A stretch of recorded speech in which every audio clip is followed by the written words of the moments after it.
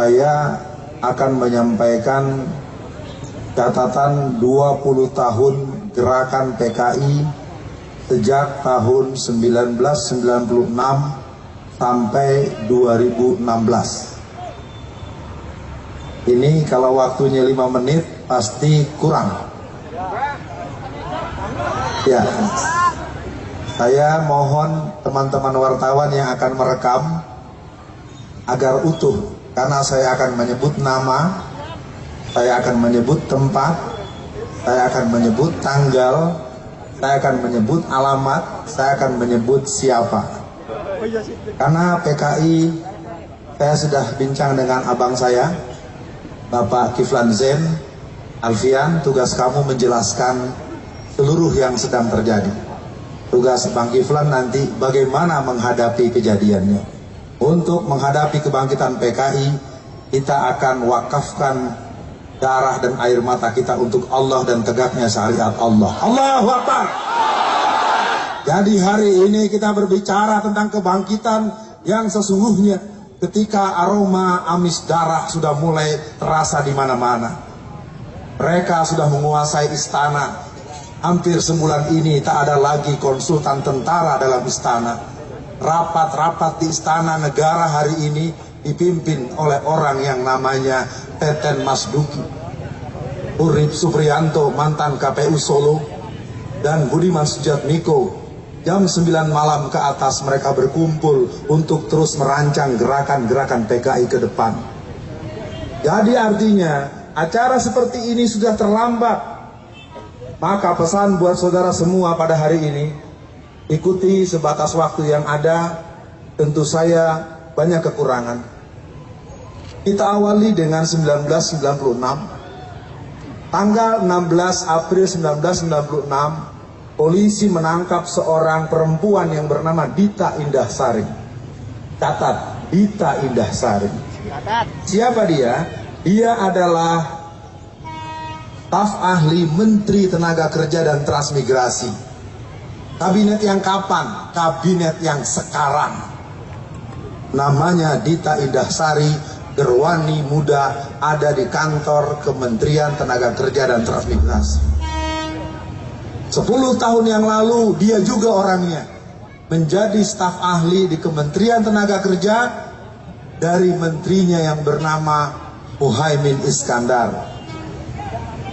Saya sudah menyebut nama, rekam baik-baik. Semakin jelas siapa ada di mana, siapa akan berbuat apa, dan resiko apa yang akan terjadi bagi kita yang tidak teliti melihat. Jadi pada hari ini, sekali lagi saya sudah bilang dari awal, 30 tahun sudah saya yang mungkin cukup muda ini bergerak sampai ke Bakung, sampai ke Cemetuk, sampai ke Celuring, sampai ke Magetan, sampai ke seluruh titik-titik basis PKI. Saya punya kesimpulan, PKI telah bangkit kembali. Banyak sekarang rumah-rumah yang sudah kembali memasangkan baliho-baliho Palu Arit di rumah mereka masing-masing. Di saudara-saudara yang ada di Solo, dan Solo ini menyebut nama seorang yang bernama Harun. Dia tokoh PKI yang sudah tua dan tempat transit dari kader-kader PKI dari Jakarta. Jadi saya akan teruskan tanggal demi tanggal.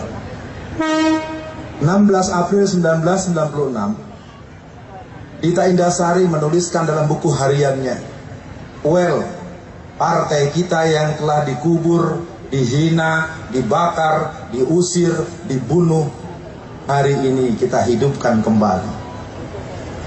16 April 1996 dia mengatakan, 31 tahun partai kita terkubur, hari ini kita hidupkan kembali. 96 kurang 31 berapa? 96 kurang 31 berapa? 65. Jadi mereka sendiri yang sudah mengumandangkan partai itu bangkit. Mereka sambung dengan berbagai acara-acara sejak tahun 1998. Mereka bunuhi ustadz-ustadz dan tokoh-tokoh agama dengan tuduhan dukun santet sejak bulan Maret, April, Mei dari Banyuwangi sampai ke Banten. Mereka beli stempel dukun santet dan kolor hijau sebagai penghinaan warna hijau untuk umat Islam. 144 guru ngaji dan ustadz dibunuh, lehernya hampir putus dan perutnya terburai, ususnya membuncah keluar. 1999 dibunuh sekitar 200 orang ustadz ulama dan guru mengaji di Tatar Sunda Ciamis, 200 orang selama tahun 1999. Selama Oktober 2000 mereka telah membunuh sekitar 89 ustadz ulama dan guru mengaji dengan posisi leher yang hampir putus dan usus mereka terburai dari perutnya. Karena mereka disebut dukun santet, maka orang tak peduli. Padahal mereka adalah orang yang dicatat dalam catatan kader-kader PKI tahun 60. Karena yang mati rata-rata umurnya 70-80 tahun. Kalau orang umur 70-80 disembelih, dibunuh, maka kalau kita kurang dengan angka 30 tahun, berarti mereka dulu usianya 30 dan 40 tahun. Dan kebanyakan mereka adalah pemuda Ansor. Kalau hari ini Angkatan Muda NU, kalau hari ini Ansor atau siapapun PMI kah namanya tidak ikut bergabung pada hari ini, tunggulah waktunya, sesungguhnya Anda akan dihabisi oleh PKI. Jadi saya tidak bisa lagi menutupi, kalau aksi-aksi kita hanya seperti ini, mereka semakin melihat siapa yang akan ditandai rumahnya dengan tanda merah, siapa yang akan dibunuh, siapa yang akan diracun. Kita masuk tahun 2000. Tahun 2000 terjadi Kongres PKI yang ke-8. Di tangan saya ini adalah ADART Kongres PKI yang ke-10. Kongres PKI yang ke-8 dilangsungkan di Sukabumi Selatan. Kongres PKI yang ke-10 terjadi di Magelang, Jawa Tengah. Yang ke-9 di mana? Yang ke-9 di Cianjur Selatan tahun 2005.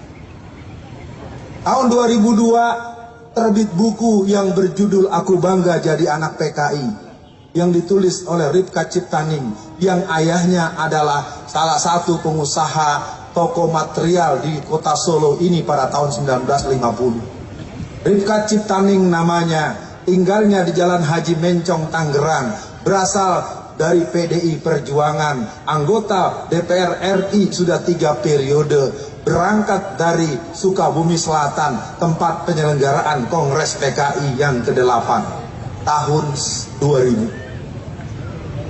2003, Mahkamah Konstitusi merubah Undang-Undang Pemilu nomor 12 pasal 60G, yang mana sejak itulah kader-kader PKI, simpatisan PKI, pengurus PKI, dan orang-orang yang terlibat dengan PKI diperbolehkan jadi anggota DPR RI, DPD, gubernur, wali kota, dan pejabat-pejabat instansional.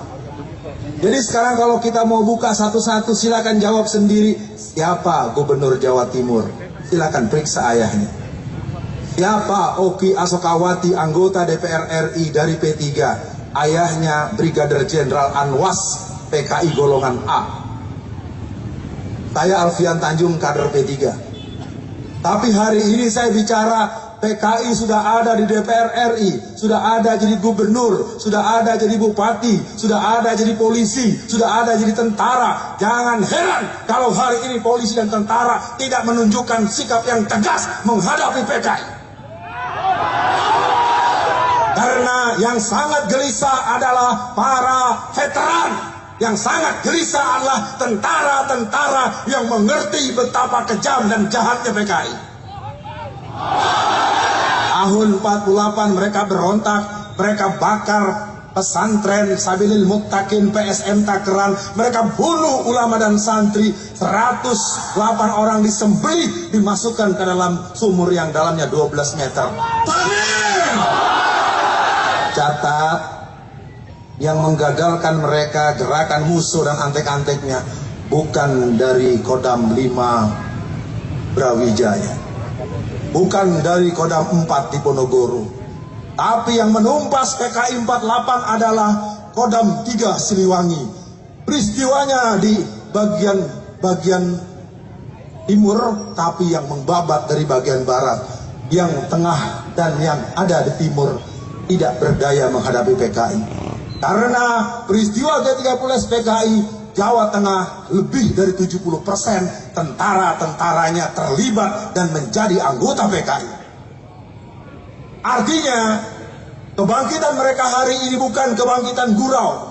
Kebangkitan mereka hari ini bukan kebangkitan dongeng, walaupun sering para pakar, para ahli sejarah, ahli ideologi bilang, "Woi Alfian, Anda sedang mimpi." Tidak. PKI hari ini bangkit. Mereka bernyanyi, bergembira di mana-mana. Sejak 2002 buku Ripka Ciptaning mulai tersebar. Tahukah jamaah semua, 2 juta kopi buku itu telah dicetak seluruh Indonesia.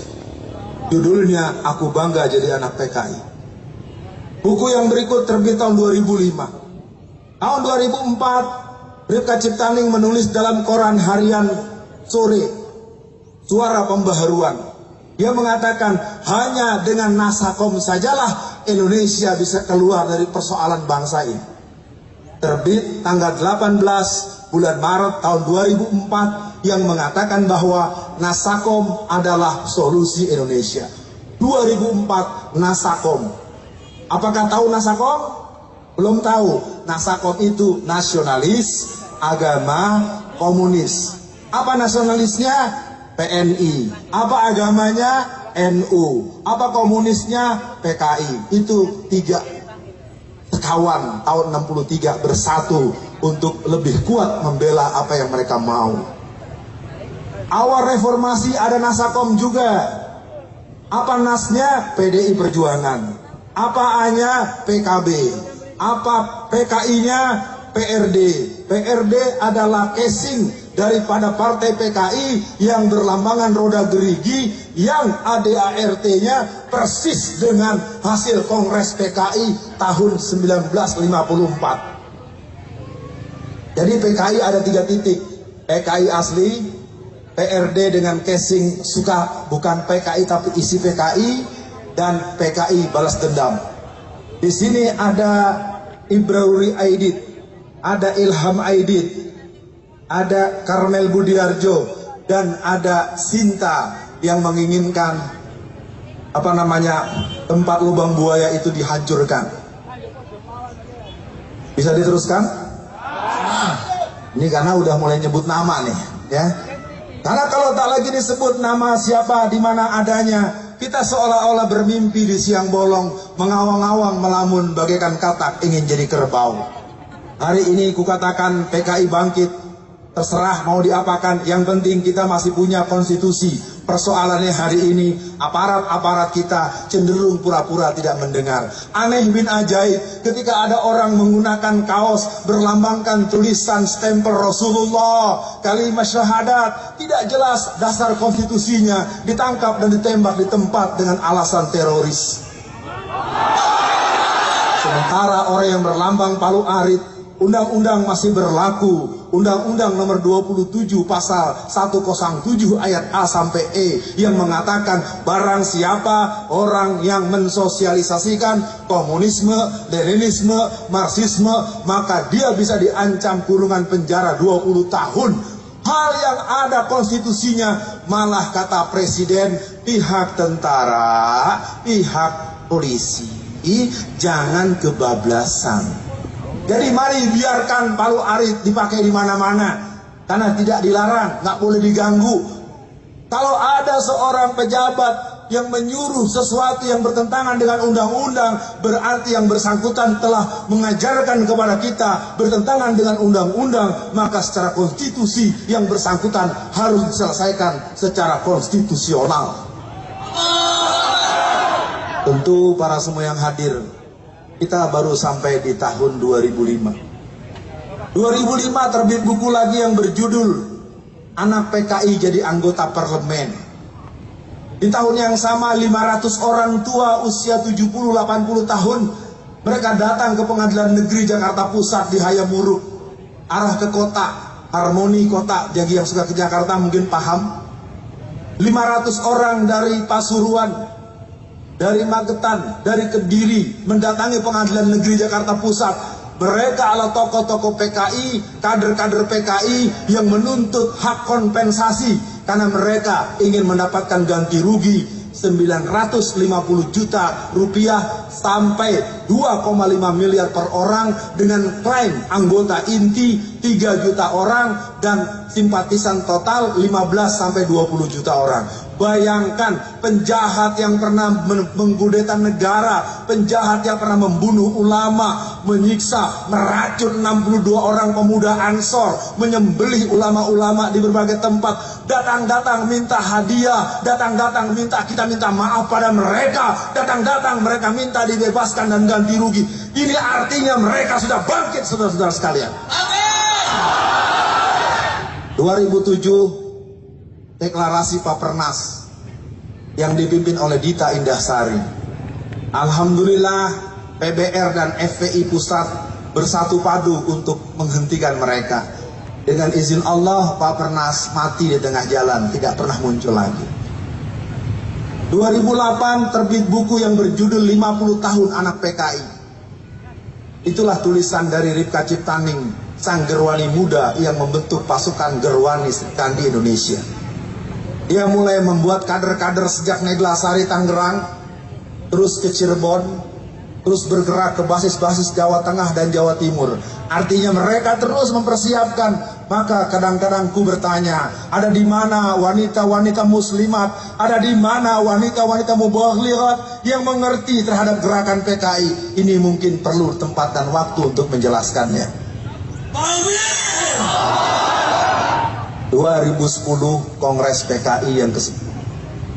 Tempatnya di Desa Ngabrak, Magelang, dengan cover pelatihan pupuk organik. Lahirlah 2 orang nama yang muncul ke permukaan. Sang ketua bernama Wahyu Setiaji, usianya 39 tahun. Dia berasal juga dari Jazirah Jawa Tengah. Tugasnya ke luar negeri untuk membangun jaringan Kominter. Wakil ketuanya bernama Teguh Karyadi, tinggal di Semarang, ayahnya juga di Semarang. Ayahnya masih hidup dan dia masih hidup. Tugasnya membentuk pasukan bersenjata angkatan ke-5. Dia bentuk dari Temanggung, Malang, dan daerah-daerah basis termasuk di Solo. Artinya kalau gerakan-gerakan sudah mengarah seperti itu, mari kita lihat kelakuan mereka yang berikut. Tahun 2014 kita mendengar, maaf ada yang terlupa tadi, 2005 475 kader PKI Pulau Buru dipulangkan ke rumah masing-masing. Catat baik-baik, 475 kader Pulau Buru sudah kembali dalam posisi sebagai Profesor Doktor University of Pulau Buru.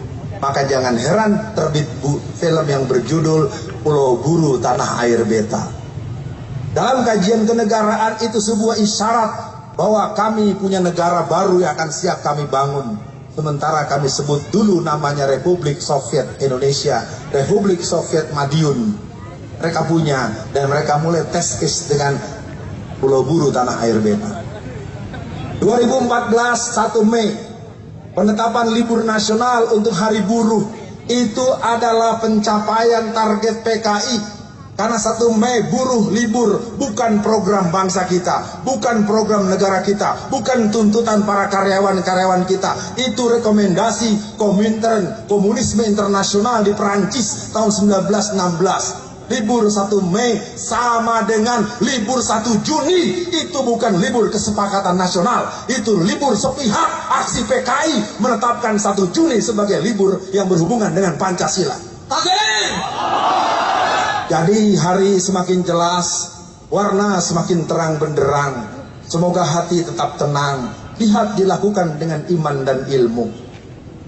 Jadi saya katakan buat para pendengar dan para hadirin pemirsa yang menyimak penyampaian ini, bahwa kebangkitan PKI sudah jelas-jelas. Kalau masih ada yang bilang itu bohong, mendramatisir, saya katakan siapa yang melemah-lemahkan kebangkitan PKI, siapa yang menyepele-nyepelekan kebangkitan PKI, berarti dia bagian dari kebangkitan PKI. Amin. waktu harus saya batasi. 2015 kita mulai dengan peristiwa ulang tahun kemerdekaan Indonesia. Ulang tahun kemerdekaan Indonesia biasa kita dengar nyanyi-nyanyian lagu kemerdekaan, kita dengar. Tetapi apa yang terjadi di Pamekasan Madura, ratusan bendera Palu Arit berkibar seiring dengan foto DN Aidit, Nyoto, Bono, Darusman, dan tokoh-tokoh PKI berkibar dengan nyanyian-nyanyian semangat anak-anak dengan kibaran bendera Palu Arit. Hal yang sama terjadi di Jember, Jawa Timur. Hal yang sama terjadi di Payakumbuh, Sumatera Barat. Hal yang sama terjadi di Taman Mini Indonesia Indah. Di tahun yang sama, tanggal 23 Mei tahun 2015, di kantor PCNU Kendal dilakukan peringatan ulang tahun PKI yang ke-95. Maaf, saya menyebut tidak dalam posisi memojokkan. Saya menyebut fakta, silakan periksa nanti pengurus PC Kendal. Betulkah tanggal 23 Mei tahun 2015 diselenggarakan refleksi ulang tahun PKI yang ke-95. Jadi mereka sudah bergerak di mana-mana. Mereka katakan I'm young generation PKI. Maka pada hari ini saya minta kepada yang saya hormati Ustadz Nur Hadi, ini diganti. Ya, ganyangnya ganyang PKI. Ya, kalau komunis terlalu umum. Ini PKI-nya bangkit, sudah di istana, sudah di balai kota. Balai kota Jakarta. Ahok adalah cerminan kader komunis tulen. Dia penyandang gelar salib dan Palu Arit. Mau bukti? Hari ini selama 2 tahun ke depan, pajak bumi bangunan buat rumah yang harganya 1 miliar digratiskan oleh Ahok. Karena Ahok ingin jadi gubernur lagi dalam pemilu tanggal 15 Februari 2017. Sekarang gratis, tahun depan gratis, 2018 gratis. Nanti menjelang dia 2 tahun berakhir akan ditagih semua. Siapa yang tidak bayar, rumahnya akan diambil alih oleh Pemda DKI Jakarta. Ini gaya Mao Zedong. Tapi apa mau dikata, masyarakat kita sumbu pendek, cara berpikirnya tidak mampu diajak agak menengah sedikit. Banyak yang berdoa, ya Allah, alhamdulillah punya pemimpin seperti Ahok. Innalillahi. 2015 gerakan mereka semakin berani. Akhiri cerita ini di 2016. Inilah insiden mulai terjadi. Ketika mereka menyelenggarakan Belok Kiri Festival di Taman Mini Indonesia, di Taman Ismail Marzuki, mereka punya rencana tanggal 28 bulan Februari sampai tanggal 5 bulan Maret, dan dibubarkan oleh teman-teman anti komunis, teman-teman GPII, teman-teman PII, teman-teman Taruna Muslim, dan teman-teman GBN, serta pasukan-pasukan khususnya dari Bapak Kiflan Zen. Mereka kemudian berpindah ke kantor LBH Jakarta. Jadi kalau ada yang mau tanya, di mana pusat kegiatan PKI hari ini? Kegiatan PKI hari ini ada di kantor LBH Jakarta, Jalan Diponegoro. Silakan periksa di sana. Kegiatan PKI di Jakarta sentralnya di mana lagi? Yang kedua di Latuhar Hari, yaitu di kantor Komnas HAM. Jadi ada 2 tempat kantor umum, kantor pemerintah, kantor LSM telah berubah jadi markas kader-kader PKI. Sedikit-sedikit mereka pergi ke sana. Kemudian datanglah Bejo Untung dengan rombongan pergi ke Cisarua Bogor untuk menyelenggarakan rapat koordinasi nasional. Oleh kawan-kawan Bogor, oleh GBN Bogor, mereka kemudian bisa dihalau. Lalu mereka kembali lagi ke LBH Jakarta. Mereka kemudian bergabung ke Hotel Arya Duta di depan patung Tani bersenjata. Mereka menyelenggarakan simposium PKI. Disitulah kita tercengang. Ada Agus Wijoyo sang tentara, tapi kok cenderung membela mereka. Di sana ada orang berbuat kegiatan dengan atas nama Menko Polhukam, tapi kok bisa jalan dengan semangat PKI. Mungkin nanti Pak Kiflan yang menambahkan. Lalu apa yang terjadi kemudian? Gerakan-gerakan mereka hari ini semakin senyum, dan memang mereka sekarang bersembunyi seperti kura-kura. Mereka sekarang sedang senyum minggir di tengah jalan sambil berkipas. Aduh, orang Islam lagi pada sibuk. Nanti kita teruskan lagi, saudara-saudara. Kesimpulan PKI bangkit, mari kita cermati. Dan saya minta sekali lagi buat para yang hadir, jangan pernah berbuat apapun yang sifatnya fisik, karena itu yang mereka tunggu. Mereka menunggu